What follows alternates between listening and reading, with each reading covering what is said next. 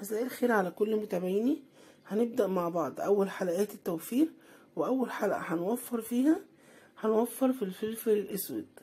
طبعا احنا عارفين الفلفل الأسود بقى غالي جدا جدا جدا. أنا هدخل معاه مكونين حلوين جدا، زي ما الفلفل الأسود بنستخدمه في كل الأكل، دول برضو بنستخدمه في كل الأكل وطعمهم بيفرق جدا في الطعم. أنا معايا كوباية صيني ومعايا زر ورد. زر الورد عادي بنلاقيه عند كل العطارين موجود. في ناس كتير اول مره تشوفه وناس كتير اول مره تعرفه، بس زر الورد ده بيفرق في الطعم جدا. انا بجيبه بنضفه عادي زي البهارات، بنخله من اللي فيه بودر كده كلها تراب مش محتاجاها.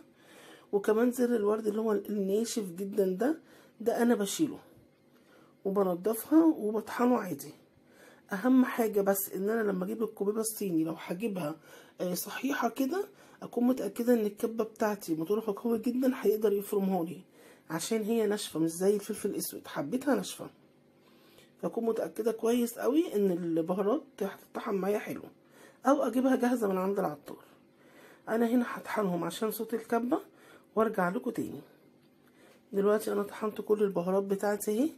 بصي بقى، من ربع كيلو فلفل اسود، يعني من 250 جرام فلفل اسود، شوفي انا هعمل كميه قد ايه.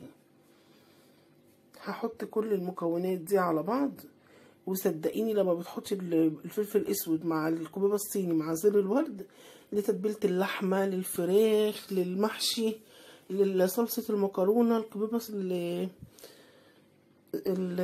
الكفتة في الصلصة، فعلا بتنقل الصلصة طعم تاني خالص.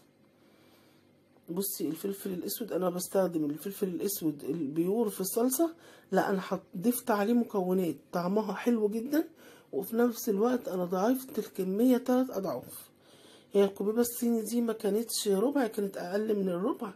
انا خدت منها شوية طحناهم في برطمان تاني لوحده، بحيث ان انا لو احتجت الكوبيبة الصيني لاي حاجة لوحدها، وبرضو الفلفل الاسود واخده برطمان لوحده عشان لو حطيت على البيض. بجد جربيه، طعم حلو جدا وهيفرق معاكي في الوزن ويوفر جدا جدا. اللي وصل معايا لحد هنا يحط